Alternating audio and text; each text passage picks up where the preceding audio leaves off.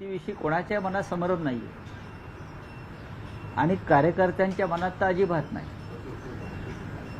मुंबईसह अनेक महानगरपालिकेत शिवसेना आणि महाराष्ट्र नवनिर्माण सेनेचे कार्यकर्ते एकत्र येऊन कामाला लागलेले आहेत. दोन्ही पक्षांकडून तशा सूचना गेलेल्या आहेत आणि सूचना जाण्यापेक्षाही आधी जे कार्यकर्त्यांमध्ये जो उत्साह आणि मनोमिलन झालेलं आहे ते आम्ही स्वतः अनुभवतो. बघा की ही युती जी आहे शिवसेना उद्धव ठाकरे आणि महाराष्ट्र नवनिर्माण सेना यांच्यामध्ये युती तर झालेलीच आहे, फक्त जागा वाटपावर शेवटचा काल रात्री पूर्ण झाला.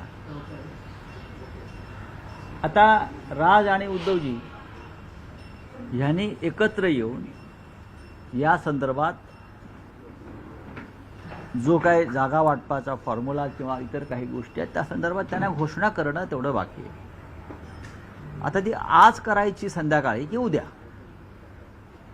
याच्यावर आम्ही आता निर्णय घेऊ. पण आजपासून नॉमिनेशन म्हणजे उमेदवारी अर्ज भरण्याची सुरुवात झाली आहे. खरं आहे, म्हणजे निवडणूक प्रक्रिया आज सुरू झालेली आहे आणि त्याच्यामुळे आता आम्हाला फार वेगानं काम करावं लागतं. नाशिकमध्ये चर्चा आटपलेली आहे, पुण्यामध्ये विषय संपलेला आहे, कल्याण डोंबिवलीतला विषय संपलेला आहे, ठाणे आणि मीरा भाईंदरला सुद्धा हा विषय आम्ही जागा वाटपाचा संपवल्यामुळे आता इतक्या 7-8 महानगरपालिकांचं काम करताना थोडा वेळ लागतो. त्या विषय मुंबई महानगरपालिकेचा दोन्ही बाजूच्या कार्यकर्त्यांच्या भावना समजून घेतल्या पाहिजेत. काही विद्यमान नगरसेवक असतात, त्यांच्या जागांची अदलाबदल होत असते युतीमध्ये, तर त्यासाठी लोकांना एकत्र बसवून त्यातून मार्ग काढावा लागतो. तर या सगळ्या गोष्टी जवळजवळ पूर्ण झालेल्या आहेत. या सगळ्या प्रक्रिया पूर्ण झालेल्या आहेत. आत्ता मी थोड्या वेळाने माननीय उद्धवजींशी आणि राजसाहेबांशी बोलून आम्ही त्याच्यावरती निर्णय घेऊ. काय एबी फॉर्म वाटप केले जाणार असे कळतंय? नाही, एबी फॉर्मचं वाटप सुरू झालेलं आहे. नाही, त्याचबरोबर तुमचं एक आज सकाळी ट्विट आलेलं आहे, त्या ट्विटमधून नेमका अर्थ काय तुम्हाला बोलायचं आहे ते समजत नाही. काय तुम्ही सांगा ना, नाही सांगा. कहना क्या लेकर मर जाएंगे असं. हो, माणसाने बोललं पाहिजे. मग शेवटच्या टप्प्यात 2 चमचे पाणी भरताना अरे अरे माझं हे बोलायचं राहून गेलं, ही राष्ट्रीय समस्या आहे. ज्या पद्धतीनं महाराष्ट्रातले निकाल लावण्यात आले, ज्या पद्धतीने बिहारचे निकाल लावण्यात आले, ज्या पद्धतीनं लोकशाहीचा गळा घोटला जातो, ज्या पद्धतीनं निवडणूक आयोगापासून सुप्रीम कोर्टापर्यंत सर्व संविधानिक संस्था या भारतीय जनता पक्षासारख्या नेत्यांच्या पायाखाली चिरडल्या जातात, त्याच्यावरती जर आता बोललो नाही तर नंतर उशीर झाला आणि बोलायचं राहून गेलं, अशा भावना मरताना येण्यापेक्षा जिवंतपणे आलेल्या आहेत. आमच्यासारखे लोक जिवंतपणे लढत आहेत, कारण आम्ही मुडदे नाही आहोत आणि जिवंत माणसं 5 वर्ष वाट बघत नाही. हा देश मुडद्यांचा नाही, जिवंत माणसांचा देश आहे. महाराष्ट्र जिवंत माणसांचं राष्ट्र आहे. राऊतसाहेब, आपण म्हणाल की आज संध्याकाळी किंवा कदाचित उद्या ठाकरे बंधूंच्या युतीची अधिकृत घोषणा होऊ शकेल किंवा तसं एक चिन्ह युतीची घोषणा म्हणण्यापेक्षा जागा वाटपा संदर्भातली घोषणा युती झालेली आहे. युती झाली, पण त्यात असं म्हणतं अशी माहिती मिळते, राज ठाकरेंचं असं मत आहे की जोपर्यंत जागा वाटप पूर्ण होत नाही तोपर्यंत युतीची अधिकृत घोषणा का राजसाहेबांनी तुम्हाला अधिकृतपणे हे कळवलं आहे का? मला वाटतं नाही. राजसाहेबांनी असं काही केलेलं नाही आहे. राजसाहेब आणि उद्धवसाहेब आम्ही सगळे एकमेकांच्या संवादामध्ये आहोत आणि त्यांचं म्हणणं चुकीचं काय आहे? जर त्यांनी तशी भावना व्यक्त केली असेल तर चुकलं का? की जागा वाटप पूर्ण झाल्याशिवाय कुठली युती जाहीर होत नाही ना. मग शिंदेची आणि भाजपची युती काढली आहे जाहीर करण्याची. अजित पवार आणि भाजपमध्ये अद्याप युती का डिक्लेअर झाली नाही? आमच्यामध्ये ही सगळ्या प्रक्रिया पूर्ण झालेल्या आहेत, एवढंच मी सांगू शकतो. त्यात माहीम, शिवडी, विक्रोळी, भांडू असे जे मराठी भाषिक बहुल तुमच्याकडे चुकीची माहिती आहे. त्यात जागा वाटप आम्ही दोन्ही पक्ष एकत्र आहोत आणि मनापासून एकत्र आहोत. जागा वाटपासंदर्भात कुठेही ताणतणाव रस्सीखेच नाही. भांडूप किंवा इतर जे तुम्ही भाग म्हणताय ते त्यांना गेले काय किंवा आमच्याकडे आले काय, ते शेवटी युतीमध्येच राहणार आहेत. या भावनेतून आम्ही काम करत आहोत. त्याच्यामुळे कोणी एखाद्या जागेसाठी अडून बसलं आहे असं कुठेही आमच्या दोन पक्षामध्ये घडत नाही. या चुकीच्या बातम्या तुमच्यापर्यंत जे देत आहेत हा त्यांना माझा संदेश आहे. कार्यकर्त्यांची मागणी आहे की मागणी का नसावी? मागणी का नसावी? या भागात जागा वाट 2009ला मनसेचेही आमदार होते, मनसेचेही नगरसेवक होते, तर किमान 3 जागा या सगळ्या मराठी भाषिक बहुल भागांमध्ये मिळाव्या. नाही, अशा पुढ्या कोण सोडतं मला माहीत नाही. जागा वाटप अत्यंत फेअर पद्धतीने सुरू झालं आणि त्याच पद्धतीने ते संपलं. अनेक जागांवरती दोन्ही पक्षांचा कार्यकर्त्यांचा अधिकार असतो. एखादी जागा मनसेने मागितली असेल की आम्हाला द्या, त्यात चुकलं काहीच नाही, किंवा आमच्या लोकांनी हक्क सांगितला असेल तर काहीच. आमच्या 84 जागा निवडून आल्या होत्या. त्यानंतर 100च्या वर जाऊन पोचल्यावरती सगळ्यात जास्त अडचणी जागा वाटपात मोठ्या पक्षाला येत असतात. लक्षात घ्या, सगळ्यात जास्त अडचण भारतीय जनता पक्षाची होणार आहे जागा देताना. पण आमच्यामध्ये आणि मनसेमध्ये असा जागा वाटपावरून कोणताही विसंवाद नाही. जागा तुमच्याकडे राहिली काय, जागा आमच्याकडे राहिली काय, ती मराठी माणसाच्या युतीतून जिंकून येणं महत्वाचं आहे. पण कार्यकर्ते संभ्रमात आहेत, कार्यकर्ते संभ्रमात आहेत. 2017 एवढं उदार धोरण एवढं उदार धोरण जर दोन्ही भावांनी स्वीकारलं असेल तर अर्ज भरण्याचा आज पहिला दिवस त्यात काय असताना अजूनही युतीची अधिकृत घोषणा कशा करता आपण? केलं जात नाही. ज्या दिवशी वरळीच्या डोममध्ये 2 भाऊ एकत्र आले तेव्हाच युतीची घोषणा झाली.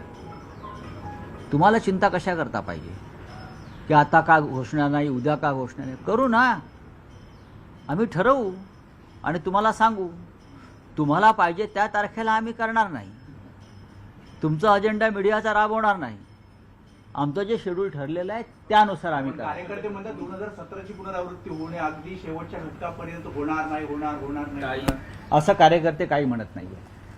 कार्यकर्त्यांशी आमचा संवाद आहे सगळ्यांशी. कार्यकर्त्यांच्या मनामध्ये ह्या वेळेला कोणताही संभ्रम नाही. त्यावेळेला जे काय तुम्ही म्हणताय तेव्हा चर्चा सुरू झालेली नव्हती. तेव्हा सगळे हवेतले हवाबाण हरडे बाण होते. आता रिसर चर्चा, बैठका, जागा वाटप पूर्ण झालेलं असल्यावरती कार्यकर्त्यांनाही माहिती आहे कुठे काय चाललं आहे आपापल्या भागात. त्याच्यामुळे तुम्ही कार्यकर्त्यांची चिंता इतरांनी करू सर्वच नये. राजकीय पक्षांना माजी नगरसेवक आपले गेलेले आहेत, ते जर परत येत असतील तर त्यांना दरवाजा उघडा असणार का? कशा करता? कारण प्रत्येकाला तिथे सीट मिळेल असं दिसत नाहीये. आमचं जागा वाटप आणि तिकीट वाटप पूर्ण झालेलं आहे आणि निष्ठावान कार्यकर्त्यांचं उमेदवारी कापून गद्दारांना त्या जागा द्याव्यात एवढी वाईट वेळ शिवसेनेवर आलेली नाही. सर्व राजकीय पक्षांना भीती आहे की बंडखोरी होऊ शकते. त्यामुळे सगळ्याच राजकीय पक्षांनी हे धोरण स्वीकारलं आहे का की जागा वाटप किंवा अधिकृत घोषणा ही करण्यास थोडा विलंब करावा? मला असं वाटत नाही. शिवसेना युबीटी मध्ये बंड होणार नाही. बघा, बंड कुठे होत नाही, बंड कुठे होत नाही. पण या वेळेला शिवसेना आणि मनसे युतीमध्ये अशा प्रकारचं काही घडेल असं मला वाटत नाही. शरद पवार सोबत असतील. शरद पवार साहेबांच्या पक्षाशी जयंतराव पाटील चर्चेमध्ये आहेत. ते आमच्या जी जागा वाटपातली आमची जी टीम आहे, स्वतः उद्धव ठाकरे साहेबांशी जयंत पाटील चर्चा करत आहेत. काँग्रेस हा विषय बंद झालेला आहे. नक्कीच आम्ही शेवटपर्यंत प्रयत्न करू की कुठे कटुता न ठेवता आपण मुंबईमध्ये लढू आणि भविष्यामध्ये निवडणूक निकाल झाल्यावरती सुद्धा आपल्याला मुंबईच्या रक्षणासाठी एकमेकाला कशी मदत करता येईल या संदर्भात आमची वरिष्ठ स्तरावर चर्चा झालेली. म्हणजे निवडणुकांच्या निकालानंतर मैत्रीपूर्ण लढती म्हणता येईल ना? नाही, मला असं नाही राऊत म्हणतात. साहेब, म्हणजे निवडणुकीच्या निकालानंतर जर काही परिस्थिती निर्माण झाली आणि काँग्रेसची मदत लागली तर ती घेतली जाईल. मग काँग्रेस का भाजपला मदत करणार का? साधा प्रश्न आहे ना. काँग्रेसची लढाईसुद्धा राष्ट्रद्रोही, जातंध आणि धर्मांध आणि महाराष्ट्र लुटणाऱ्या प्रवृत्तीविरुद्ध आहे. काँग्रेसला नगरपालिका निवडणुकीत चांगलं यश मिळालं, आम्ही त्यांचं अभिनंदन केलं. आणि जर काँग्रेसला काही चांगल्या जागा मिळाल्या आणि त्यांची आम्हाला गरज लागली तर नक्कीच त्यांची मदत घेतली जाईल. पण शिवसेना आणि मनसे युती व राज ठाकरे व उद्धव ठाकरे जेव्हा एकत्र आलेले आहेत तेव्हा आम्ही 100चा आकडा 100% पार करतो. त्याचबरोबर दोन्ही राष्ट्रवादी ह्या पुण्यामध्ये एकत्र येताना पाहायला मिळत आहेत पिंपरी चिंचवडमध्ये आणि घड्याळ या चिन्ह एका चिन्हावर लागण्यासाठी आता बघा हा त्यांचा प्रश्न आहे. जर उद्धव आणि राज ठाकरे साहेब एकत्र येत आहेत तर काका पुतणे एकत्र आले तर आम्ही का टीका करावी. जर आम्ही एकत्र येतोय घरामध्ये कुटुंबामध्ये भले राजकीयदृष्ट्या असेल, आम्ही राजकीयदृष्ट्या नाही, आम्ही भावनिकदृष्ट्या, तर ते एकत्र आले म्हणून त्यांच्यावर टीका करणं मला योग्य वाटत नाही. पण परवाच्या दिवशी राऊत साहेब तुम्ही एक असं मत व्यक्त केलं की अजित पवारांशी हात मिळवून भाजपशी. म्हणजे भाजपला 100% आणि प्रत्यक्षपणे मदत. असं याबाबत माझं शरद पवार साहेबांशी बोलणं झालं. पण त्यांनी अशा प्रकारे काही घडेल म्हणजे भाजपशी हात मिळवणी केली जाईल याबाबत त्यांनी शंका व्यक्त केली. काँग्रेसच्या हायकमांडशी संवाद साधला जातोय, परंतु स्थानिक पातळीवरती तुमचं काही बोलणं सुरू आहे का? मैत्रीपूर्ण लढती आणि बघा स्थानिक पातळीवरती आमची सातत्यानं चर्चा सुरू आहे. आमचे सहकारी आहेत महाविकास आघाडीतले. जर कोणाला वाटत असेल की महाविकास आघाडी तुटली, अजिबात तुटलेली नाही. महाविकास आघाडी कायम आहे. काँग्रेस, राष्ट्रवादी काँग्रेस, शिवसेना, डावे पक्ष हे सगळे आम्ही अजून एकत्र आहोत. महानगरपालिका, स्थानिक स्वराज्य संस्थांच्या निवडणुकीमध्ये अनेकदा वेगळे निर्णय घ्यावे लागतात. चला धन्यवाद. काल सर्वोच्च न्यायालयाने माणिकराव कोकाटे यांना ठीक आहे. दिलासा दिला. एक्स्ट्रीम फाईल बद्दल पृथ्वीराज चव्हाण यांनी सगळं समोर आल्यानंतर सांगितले 350 जीबीचा हा सगळा डेटा. त्यातला किती आलाय? 2 GB झालाय. तुम्हाला वाटतं काही नावं 100% आहेत. ती दडपण्याचा प्रयत्न सुरू आहे. काही डील सुरू आहे ट्रम्प प्रशासनाशी, पण त्याला किती यश मिळेल मला माहीत नाही. सर, इटलीमधनं हद्दपार झालेला प्रकल्प आता कोकणात येऊ घातलेला आहे. उदय सामंत म्हणतात कोकणाचं डम्पिंग ग्राउंड झालेलं आहे केमिकल म्हणजे रासायनिक कारखान्यांसंदर्भात. प्रत्येक समुद्र असल्यामुळे बाजूला किंवा नद्या असल्यामुळे शुद्ध रासायनिक प्रकल्पांना त्याची गरज असते आणि सगळे जगातून हद्दपार केलेले रासायनिक प्रकल्प हे कोकणामध्ये डंप केले जातात. हे चुकीचं आहे. चला चंद्रपूरमध्ये पराभवानंतर आता मुनगंटीवार खूप नाराज असेल असं आहे की तो त्यांचा व्यक्तिगत प्रश्न आहे. पक्षाला ते कारणीभूत ठरतात की बघा सुधीर मुनगंटीवार हे पक्षाचे ज्येष्ठ नेते आहेत, ज्यांना आम्ही ओरिजिनल म्हणतो, 100 नंबरी सोनं असे सुधीर भाऊ आहेत. पक्षाचा मूळ ढाचा आणि साचा काय आहे, विचार काय आहे, संघाचे स्वयंसेवक आहेत, त्याच्यामुळे त्यांची वेदना ही असणारच की बाहेरून आलेल्या लोकांनी पक्षाचा ताबा घेतलेला आहे आणि ते पक्ष चालवतात. ही एका सच्च्या कार्यकर्त्याची वेदना असते, ज्यांनी पक्षासाठी आयुष्य वेचलेलं आहे, ज्याने पक्षासाठी संघर्ष केला आहे, लाठ्या खाल्ल्या, तुरुंगवास भोगला. अशा कार्यकर्त्यांपैकी एक सुधीर मुनगंटीवार जे मूळ भाजपचे लोक आहेत विदर्भात, त्यात नितीन गडकरी साहेब आहेत, देवेंद्र फडणवीस आहेत, सुधीर मुनगंटीवार आहेत. त्याच्यामुळे त्यांच्या वेदना ह्या वेदनाच असणार ना. सर, आपने एक सर ट्वीट किया हुआ है जिसमें आप ये कह रहे हैं, आपने जो ट्वीट किया है उसमें वो कह रहे हैं कि आपने जो कहा है कि अभी हमें बोलना चाहिए था वरना आप फिर चुप्पियां लेके मर जाएंगे. हाँ, क्या ये चुप्पियां- इशारा कांग्रेस को लेकर है? सबके लिए है. जो आज चुप बैठे हैं, जिसकी जो हालत है, संविधान की जो हालत है, सुप्रीम कोर्ट की जो हालत है, सबका आवाज़ दबा दिया है और हम जनता चुप है.